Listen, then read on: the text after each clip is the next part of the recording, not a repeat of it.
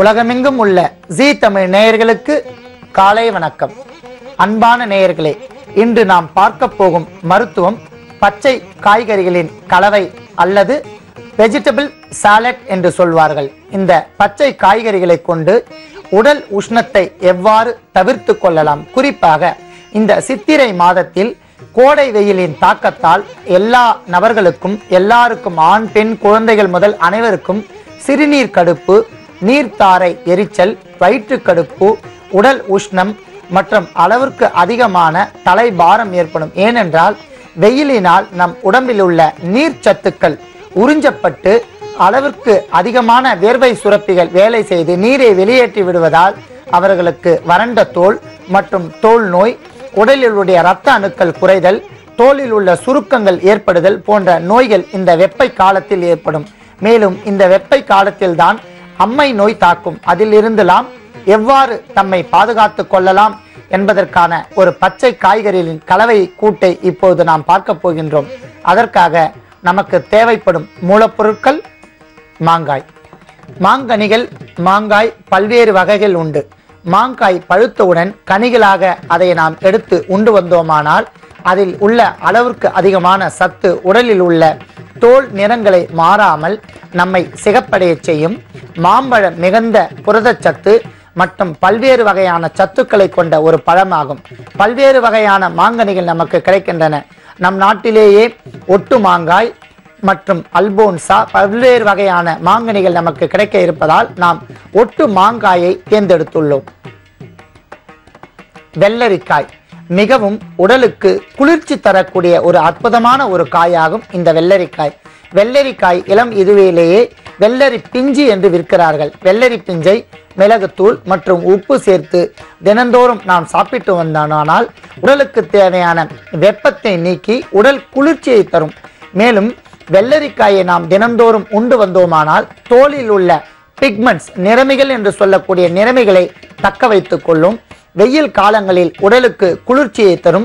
கண்களுக்கு மிக அளவுக்கு அதிகமான அடர்ச்சியை ஏற்படாத வண்ணம் பாதுகாக்கும் அற்புதமான இந்த பொருள் வெள்ளரிக்காய். வெள்ளரி பழத்தை தினந்தோறும் நாம் சாப்பிட்டு வந்தோமானால் உடல் உஷ்ணத்தை எடுக்கும், வயிற்று பகுதியில் உள்ள அழுக்குகளை வெளியே தள்ளும். ஆகையால் இந்த வெள்ளரிக்காயும் நாம் எடுத்துக்கொள்ளலாம். அடுத்ததாக பீட்ரூட் மிகவும் அற்புதமான ஒரு காயாகும். இந்த பீட்ரூட் இந்த காய்கறிகளிலேயே மிகவும் உன்னதமான ஒரு பொருள் இந்த பீட்ரூட் எனப்படும். பீட்ரூட் மிகவும் செக்கச் செவேல் என்று மிகவும் சிகப்பு நிறமாக இருக்கும். இரத்தத்தில் உள்ள ஆர்பிசி, ரெட் பிளட் செல்ஸ் என்று சொல்லக்கூடிய இரத்த சிவப்பு அணுக்களை அளவுக்கு அதிகமாக உற்பத்தி செய்யக்கூடிய அற்புதமான பொருள் இந்த பீட்ரூட் ஆகும்.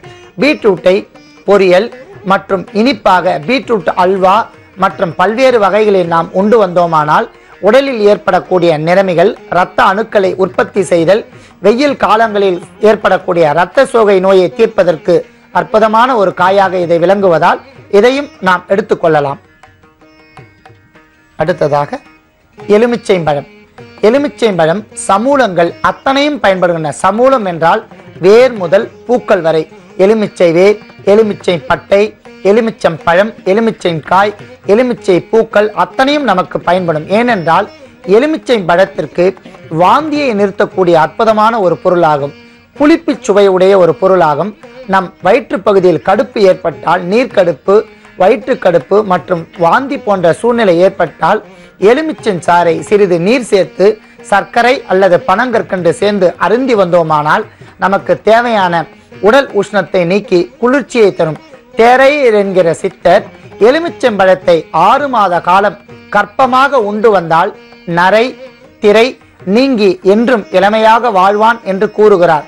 எலுமிச்சம்பழத்திற்கு பல்வேறு மருத்துவ குணங்கள் உள்ளது. மேலும் நம் மக்களிடையே தொன்று தொட்டு காலம் முதல் பெரியவர்களை சந்திக்கும் போகும்போது இந்த எலுமிச்சம்பழத்தை மரியாதை நிமித்தமாக தருவார்கள். அந்த அளவிற்கு இது ஒரு மனம் வீசக்கூடிய ஒரு பொருள். ஆண் பெண் குழந்தைகள் அனைவருக்கும் மிகவும் சத்து தரக்கூடிய அற்புதமான ஒரு பழமாக இருப்பதால் இந்த எலுமிச்சம்பழத்தையும் நாம் எடுத்துக்கொள்ளலாம். அடுத்ததாக வெங்காயம், ஆனியன் என்று சொல்வார்கள். வெங்காயத்தில் பல்வேறு வகை உள்ளது. காட்டு வெங்காயம், நரி வெங்காயம், வெள்ளை வெங்காயம், சம்பா வெங்காயம், சிறு வெங்காயம். நாம் எடுத்துக்கொள்வது சாதாரணமாக நாம் சமையலுக்கு பயன்படுத்தும் வெங்காயம். வெங்காயத்திற்கு ஆண்களுக்கு அளவுக்கு அதிகமான இச்சை சக்தியை தூண்டக்கூடிய ஒரு பொருள் இதில் இருக்கும். மேலும் உடல் குளிர்ச்சியை தரும். பச்சையாகவே நாம் வெங்காயத்தை மென்று தின்றோமானால் உடலில் உள்ள வெப்பத்தை நீக்கி உடல் குளிர்ச்சியை தரும். மோரில் சிறிது வெங்காயத்தை நறுக்கி நாம் சேர்த்து அருந்தி வந்தோமானால் உடல் குளிர்ச்சி ஏற்பட்டு கண்களுக்கு மிகவும் அருமையான ஒரு பொருளாக வெங்காயம் இருப்பதால் வெங்காயத்தையும் நாம் சேர்த்து கொள்ளலாம். குடல் பகுதியில் உள்ள பூச்சிக்களை தள்ளும். வெங்காய வித்து அளவுக்கு அதிகமாக நம் ஆண்களுக்கு பயன்படுத்தி வருகின்றன. இதை சூரணமாக செய்தும் சாப்பிடலாம். வெங்காயத்திலிருந்து தோலை நீக்கி உட்சதையை நாம் தினந்தோறும் சாப்பிட்டு வந்தோமானால் அளவுக்கு அதிகமான குளிர்ச்சியை தரும். ஆகையால் வெங்காயத்தையும் நாம் எடுத்துக்கொள்ளலாம். அடுத்ததாக தக்காளி. தக்காளி பழத்திற்கு அற்புதமான ஒரு மருத்துவ குணம் உள்ளது. இதில் உள்ள தக்காளி சாறு மற்றும் தக்காளி பழங்களை நாம் ரசமாக வைத்து சாப்பிடலாம். தக்காளியை பல்வேறு உணவு பதார்த்தங்களில் நாம் சேர்த்து கொள்ளலாம். தக்காளிக்கு நிறங்களை பாதுகாக்கக்கூடிய அற்புதமான ஒரு பொருள் இதில் உள்ளது. புற்றுநோய் வராமல் தடுக்கக்கூடிய அற்புதமான ஒரு பொருள் இதில் உள்ளதால் வேதியியல் வினை புரிந்து நம் இரத்தத்தில் உள்ள இரத்த அணுக்களை அளவிற்கு அதிகமாக உற்பத்தி செய்து நமக்கு தேவையான மருத்துவ குணங்களை நாம் தர இருப்பதால் தக்காளியை நாம் அளவோடு பயன்படுத்த. ஏனென்றால் இது மிகவும் குளிர்ச்சி தரக்கூடிய ஒரு பொருளாக இருப்பதால் தக்காளியை அளவோடு பயன்படுத்தி இதையும் நாம் இப்போது எடுத்துக்கொள்ளலாம். அடுத்ததாக இஞ்சி. ஆங்கிலத்தில் ஜிஞ்சர் என்று சொல்வார்கள். இஞ்சி மிகவும் அருமையான ஒரு மருந்து ஆகும். இதை ஒரு சஞ்சீவி பொருள் என்றே சொல்லலாம். இஞ்சி லேகியம், இஞ்சி மற்பா மற்றும் இஞ்சியால் செய்யக்கூடிய பல்வேறு வகையான பொருட்கள் இப்போது விற்பனைக்கு வந்துவிட்டன. இஞ்சியை எப்போதுமே தோல் நீக்கியே நாம் பயன்படுத்த வேண்டும். ஏனென்றால் இஞ்சி மேல் தோல் விஷம் உள்ளது. ஆகையால் அதை தோல் சீவி இஞ்சியை உள்பகுதியை நாம் பயன்படுத்தி வந்தோமானால் அற்புதமான ஒரு பொருள். செரியாமையை சரி செய்யும். வயிற்று பகுதியில் உள்ள குற்றங்களை நீக்கும். தோலில் உள்ள விஷங்களை அகற்றக்கூடிய அற்புதமான ஒரு பொருள் இஞ்சி. இதையும் நாம் எடுத்துக்கொள்ளலாம். பச்சை மிளகாய், சில்லி என்று ஆங்கிலத்தில் சொல்வார்கள். இந்த பச்சை மிளகாயை பல்வேறு வகையான உணவு பதார்த்தங்களில் நாம் சேர்த்து கொள்ளலாம். மிகவும் காரத்தன்மை உடைய ஒரு பொருளாகும். பச்சை மிளகாயை அளவோடு நாம் சாப்பிட்டு வந்தால் உடலில் ஏற்படக்கூடிய புற்றுநோய் ஏற்படுத்தக்கூடிய செல்களை அழிக்கக்கூடியதாக ஒரு ஆய்வில் தெரிய வருகிறது. புற்றுநோய் வராமல் பாதுகாக்கக்கூடிய அற்புதமான ஒரு பொருள் பச்சை மிளகாய். இது நறுமணம் மற்றும் சுவையூட்டும் பொருளாக இதற்கு இருக்கின்றது. ஊறுகாய், எலுமிச்சங்காயுடன் இந்த பச்சை மிளகாயை சேர்த்து ஊறுகாய் மற்றும் சட்னி போன்ற பொருட்களில் பச்சை மிளகாயை நாம் பயன்படுத்திக் கொள்ளலாம். ஆகையால் இந்த பொருளையும் நாம் எடுத்துக்கொள்ளலாம். அத்துடன் பசுமோர். பசுவிலிருந்து கிடைக்கக்கூடிய எல்லா பொருட்களுமே மனித குலத்திற்கு மிகவும் நன்மை தருவாய் இருப்பதால் ஆகையால் நாம் பசுமோரை எடுத்துக்கொள்ளலாம். பசுமோரில் இருந்து நாம் தினந்தோறும் 5 மில்லி அல்லது 10 மில்லி அளவிற்கு அருந்து வந்தோமானால் உடல் குளிர்ச்சி, உடல் உஷ்ணத்தை தவிர்க்கும், உடலில் ஏற்படக்கூடிய சுருக்கங்களை மறையச் செய்யும், கண்களுக்கு மிகுந்த நன்மை தரக்கூடிய ஒரு பொருளாக இது இருப்பதால் இந்த பானத்தை தினந்தோறும் நாம் அருந்தி வரலாம். அளவுக்கு அதிகமாக பயன்படுத்தினால் உடலில் சீதோஷ்ண நிலையை மாற்றிவிடம் செய்யும் என்பதால் தேவையான அளவிற்கு நாம் மோரை பயன்படுத்தலாம். அடுத்ததாக தனியா தழை மற்றும் கொத்தமல்லி என்று கூறுவார்கள். தனியாவிலிருந்து கிடைக்கக்கூடிய ஒரு கீரை கொத்தமல்லி இலை. இந்த கொத்தமல்லி இலை உணவு மற்றும் கொத்தமல்லி சூரணம் மற்றும் கொத்தமல்லி கஷாயம் போன்ற பல்வேறு வகைகளில் பயன்படுகின்றது. கொத்தமல்லிக்கு மிகவும் வாசனை நறுமணம் உடைய ஒரு பொருளாக கருதப்படுகிறது. கொத்தமல்லியை எந்த பொருளுடன் சேர்த்தாலும் அந்த பொருளின் சுவையை இரட்டிப்பு பலனாக செய்யக்கூடிய அற்புதமான ஆற்றல் இந்த கொத்தமல்லிக்கு உண்டு. கொத்தமல்லியை நாம் சட்னி செய்தோ அல்லது பல்வேறு வகையான உணவு பதார்த்தங்களில் சேர்த்து வந்தோமானால் உடலுக்கு அளவிற்கு அதிகமான உடல் உஷ்ணத்தை தவிர்க்கும். இந்த கொத்தமல்லியும் நாம் எடுத்துக்கொள்ளலாம். அடுத்ததாக உடல் விஷங்களை இரத்தத்தில் இருந்து அறவே நீக்கக்கூடிய மிளகு தூள். மிளகை நாம் எந்த அளவிற்கு பயன்படுத்துகின்றோமோ அந்த அளவிற்கு உடலுக்கு தேவையான வன்மை, அழகு மற்றும் ஃபுட் பாய்சன் என்று சொல்லக்கூடிய குற்றங்களை நீக்கக்கூடிய அற்புதமான ஒரு பொருள் இந்த மிளகு ஆகும். மிளகை தினந்தோறும் 1 முதல் 2 பச்சையாக மென்று தின்றோமானால் தொண்டை பகுதியில் ஏற்பக்கூடிய தொண்டை கட்டு என்று சொல்வார்கள். அந்த கட்டை உடைக்கக்கூடியதில் அற்புதமான ஒரு மாமருந்தாக இந்த மிளகு தூள் இருப்பதால் மிளகு தூளையும் நாம் எடுத்துக்கொள்ளலாம். இத்தனை மூலப்பொருட்களையும் கொண்டு சித்திரை மாதம் குறிப்பாக கோடை காலத்தில் வரக்கூடிய அம்மை நோய், நீர்க்கடுப்பு, உடல் உஷ்ணம், தோலில் ஏற்படக்கூடிய வேர்வை சுரப்பிகளில் ஏற்படக்கூடிய கற்றாழை நாற்றம் மற்றும் வயிற்று பகுதியில் ஏற்படக்கூடிய கடுப்பு என்று சொல்வார்கள். வயிற்று கடுப்பு மற்றும் இரத்த நாளங்களில் ஏற்படக்கூடிய ஆர்பிசி ரெட் பிளட் செல்ஸை சுருங்க செய்யும். இவை அத்தனையில் இருந்தும் எவ்வாறு தம்மை பாதுகாத்து கொள்ளலாம் என்பதை இந்த பொருட்களை கொண்டு நாம் பார்த்தோம். இப்போது அதை செய்முறையாக செய்து எவ்வாறு நாம் சாப்பிடலாம் என்பதை சற்று இடைவெளிக்கு பிறகு பார்க்கலாம். அன்பான நேயர்களே, இடைவெளிக்கு முன்பாக கோடை காலத்தில் இருந்து நம் உடலை உஷ்ணமாக தவிர்த்தல் எப்படி, நீர்க்கடுப்பு மற்றும் உடலில் ஏற்படக்கூடிய கற்றாழை நாற்றம் மற்றும் ஆர்பிசியை எவ்வாறு இரத்த சிகப்பணுக்களை உற்பத்தி செய்து கொள்ளலாம் என்பதற்கான மூலப்பொருட்களை பார்த்தோம். அதை எவ்வாறு நாம் இப்போது தயார் செய்யலாம் என்கிற செய்முறையை இப்போது பார்க்க போகின்றோம். அதற்காக நாம் நறுக்கிய மாங்காய் துண்டுகள், தோல் நீக்கிய வெங்காய துண்டுகள், நறுக்கிய வெள்ளரி துண்டுகள் மற்றும் தக்காளி துண்டுகள், இத்துடன் பீட்ரூட் துண்டுகள், இவை அனைத்தும் சிறு சிறு வெள்ளைகளாக நாம் எடுத்துக்கொண்டு இவ்வாறு நாம் வைத்து உள்ளோம். இத்துடன் எலுமிச்சம்பழத்தின் சாறு, மிளகுத்தூள், நறுக்கி எடுத்து வைத்துள்ள கொத்தமல்லி தழைகள், மேல் தோல் சீவிய இஞ்சி சாறு, காம்பு நீக்கிய பச்சை மிளகாய் சாறு, இத்துடன் பசுமோர், இவை அத்தனையும் வைத்து எவ்வாறு நாம் பச்சை காய்கறிகளின் கலவையை சாலட் என்று சொல்வார்கள், வெஜிடபிள் சாலட் என்று சொல்வார்கள், அதை தயார் செய்து நாம் சாப்பிடலாம் என்பதை இப்போது பார்க்க போகிறோம். நாம் சிறு சிறு வில்லைகளாக நறுக்கி எடுத்து வைத்துள்ள மாங்காய் துண்டு, பீட்ரூட் துண்டு, வெள்ளரி பிஞ்சினுடைய துண்டு மற்றும் வெங்காய துண்டு, இவை அனைத்தும் நாம் நன்றாக நறுக்கி தேவையான அளவிற்கு எடுத்து வைத்துள்ளோம். அதில் நாம் முதலில் சேர்க்க இருப்பது புளிப்பு சுவையுடைய எலுமிச்சை சாறை ஓர் 2 முதல் 3 மில்லி அளவிற்கு சேர்த்தால் போதுமானது. ஏனென்றால் புளிப்பு சுவையுடைய இதனுடன் கலந்து சாப்பிடுவதற்கு மிகவும் சுவையாக இருக்கும். அடுத்ததாக காரத்தன்மையுடைய பச்சை மிளகாய் சாற்றிலிருந்து நாம் 1 முதல் 2 மில்லி அளவிற்கு சாற்றை எடுத்துக்கொண்டால் போதுமானது. ஏனென்றால் கோடைகால உணவு என்பதால் அளவிற்கு அதிகமாக காரத்தை இதில் நாம் சேர்க்கக்கூடாது. அதனால் சுவைக்காக மட்டுமே நாம் 1 முதல் 2 மில்லிகிராம் அளவிற்கு நாம் சேர்த்தால் போதும். அடுத்ததாக செரிமானம் மற்றும் நஞ்சுக்களை நீக்கக்கூடிய அற்புதமான இஞ்சி சாறை நாம் 1/2 டீஸ்பூன் அளவிற்கு சேர்த்துக் கொள்ளலாம்.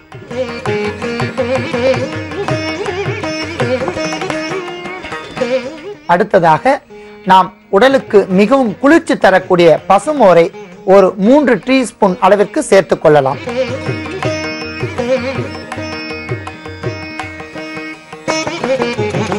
இறுதியாக நாம் உணவில் ஏதேனும் விஷம் இருந்தாலோ அல்லது பொருட்களில் ஏதேனும் விஷ குற்றங்கள் இருந்தாலோ நீக்குவதற்கான அற்புதமான ஒரு பொருள் மிளகுத்தூள். அதை நாம் ஒரு 1/2 டீஸ்பூன் அளவிற்கு இத்துடன் கலந்து கொள்ளலாம். இத்தனை பொருட்களும் கலந்த இந்த வெஜிடபிள் பச்சை காய்கறிகளின் சாலட்டை இப்போது நன்றாக நாம் கலரி கொள்ளலாம்.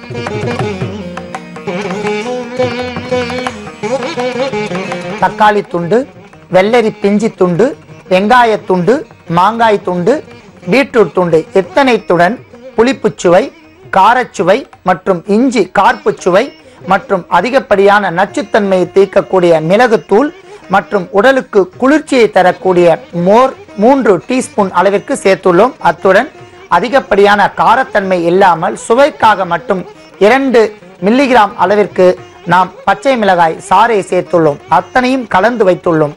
இப்போது இதனுடன் நாம் கொத்தமல்லி தழைகளை இதன் மீது தூவ வேண்டும். சுமார் 5 கிராம் அளவிற்கு கொத்தமல்லி தழையை தூவிவிட்டு இந்த கலவையை நாம் நண்பகல் வேளையில் மட்டுமே அருந்த வேண்டும். ஏனென்றால் காலை வேளையில் உடல் குளிர்ச்சியாக இருக்கும், மாலை வேளையும் வெயில் தணிந்திருக்கும். நண்பகல் வேளையில் தான் உடல் உஷ்ணம் அளவுக்கு அதிகமாக ஏற்பட்டு தலை பாரத்தில் அளவுக்கு அதிகமாக தலைபாரம் ஏற்படும், உடல் வெப்பமடையும், வயிற்று பகுதியில் கடுப்பு போன்ற சூழ்நிலைகள் ஏற்படும். நண்பகல் வேளையில் நாம் தினந்தோறும் இந்த பச்சை காய்கறிகளின் கலவையை உண்டு வந்தோமானால் நம் உடலில் ஏற்படக்கூடிய குற்றங்கள், நீர்க்கடுப்பு, உடல் எரிச்சல், உடல் உஷ்ணம், மற்றும் கண் எரிச்சல், இதனுடன் பீட்ரூட் சேர்ந்து இருப்பதால் ஆர்பிசி என்று சொல்லக்கூடிய உடலுக்கு தேவையான இரத்த சிகப்பணுக்களை அதிகரிக்க செய்யும். அற்புதமான இந்த பச்சை காய்கறியின் கலவையை அனைவரும் சாப்பிட்டு உடல் நலத்தோடு வாழ வேண்டுகிறேன். நன்றி, வணக்கம். அன்பான நேயர்களே, கட்டுக்கடங்காமல் சிறுநீர் வரும்போது அதில் ஏற்படக்கூடிய எரிச்சல் மற்றும் நுண் கிருமிகளை கொல்லக்கூடிய மருந்தை நாம் சில மூலிகைகளை மட்டும் கொண்டு இப்போது நாம் எவ்வாறு தயார் செய்யலாம் என்பதை பார்க்க போகின்றோம். அதற்காக நமக்கு தேவைப்படும் மூலப்பொருட்கள்: வில்வ மரத்தின் வேர், பட்டை, காய், பிஞ்சு, பூ அனைத்தும் சேர்ந்த சமூலத்தினுடைய சூரணம். இந்த வில்வ வேர், வில்வப்பட்டை, வில்வப்பழம், வில்வக்காய், வில்வ பிஞ்சு, வில்வ இலை பல்வேறு வகையான நோய்களை கண்டிக்கத்தக்கது. குறிப்பாக வில்வத்தில் பல்வேறு வகை இருக்கின்றன. கற்பூர வில்வம், மகாவில்வம், சந்தனாதி வில்வம், பஞ்சவில்வம், 3 தலங்களிலுடைய வில்வம். நாம் எடுத்துக்கொண்டிருப்பது கற்பூர வில்வம் என்று சொல்லக்கூடிய வில்வ மரத்தினுடைய அனைத்து சமூலங்களினுடைய சூரணம். அடுத்ததாக உடலுக்கு தேவையான பலத்தையும் அழகையும் வன்மையும் கருப்பையில் உள்ள குற்றங்களையும் கிருமிகளையும் நீக்கக்கூடிய அத்தி மரத்தினுடைய பிஞ்சு, அதை நாம் இவ்வாறு நசுக்கி எடுத்து வைத்துள்ளோம்.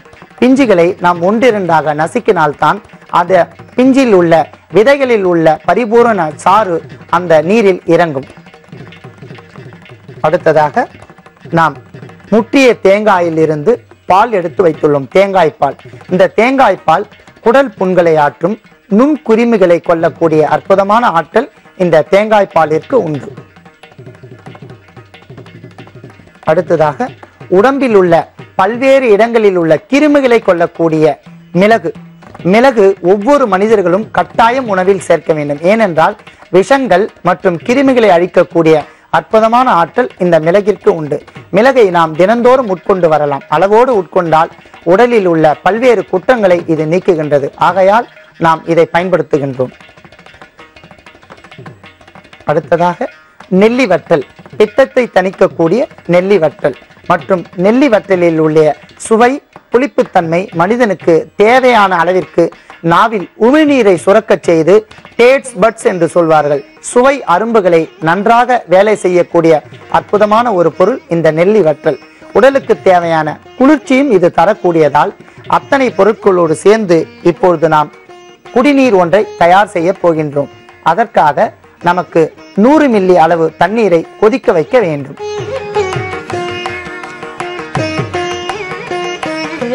ஓரிரு நிமிடங்களில் கொதித்த அந்த தண்ணீரில் முதலில் நாம் மிளகை 2 முதல் 3 கிராம் அளவிற்கு சேர்க்க வேண்டும். ஏனென்றால் மிளகு விஷம் போக்கி என்பதால் முதலில் கொதிக்கின்ற தண்ணீரில் நாம் மிளகையே சேர்க்க வேண்டும்.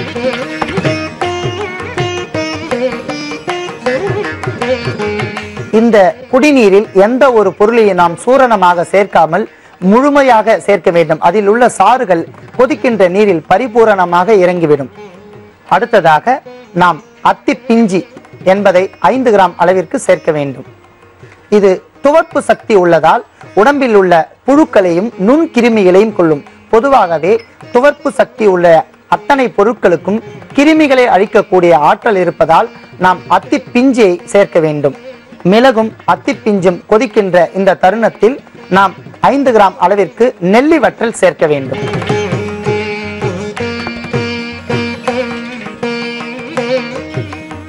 ஓரிரு நிமிடங்களில் கொதித்த அந்த குடிநீரில் நாம் 3 கிராம் அளவிற்கு வில்வ இலையின் வில்வ மேற்பட்டை, வில்வக்காய் அத்தனை சமூலங்களும் சேர்ந்த சூரணத்தை 3 கிராம் அளவிற்கு சேர்த்தால் போதுமானது.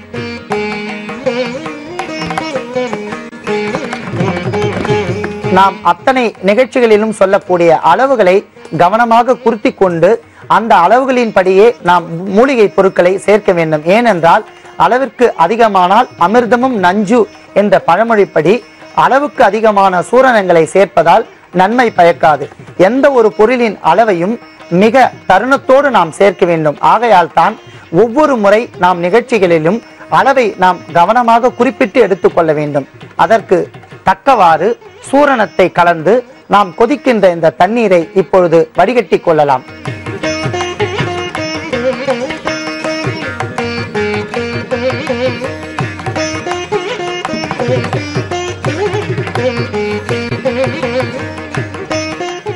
இந்த தீநீரில் வில்வ சமூலத்தினுடைய பொடி மற்றும் நெல்லி வற்றல், விஷத்தை போக்கக்கூடிய மிளகு, கடுக்காயினுடைய அளவிற்கு கசப்புத்தன்மை மற்றும் அதில் உள்ள அத்தனை குணங்களையும் ஒரு சேர பெற்ற அத்தி பிஞ்சை நாம் சேர்த்து கொதிக்க வைத்துள்ளோம்.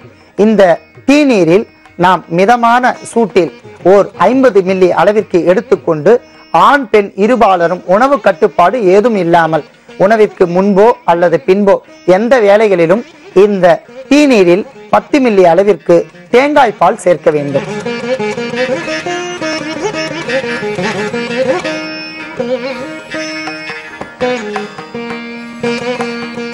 இந்த தீநீரில் நாம் 20 மில்லி அளவிற்கு எடுத்துக்கொண்டு அத்துடன் 10 மில்லி அளவிற்கு தேங்காய் பால் சேர்க்க வேண்டும்.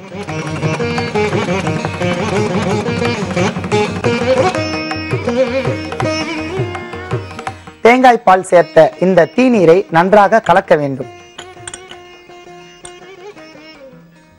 தேங்காய் பால் மற்றும் இந்த மூலிகைகளின் தீநீரில் இருந்து நாம் தினந்தோறும் இந்த மருந்தை நாம் அருந்தி வந்தால் அவர்கள் உடம்பில் ஏற்படக்கூடிய சிறுநீரில் நுண்கிருமிகளை அகற்றும்.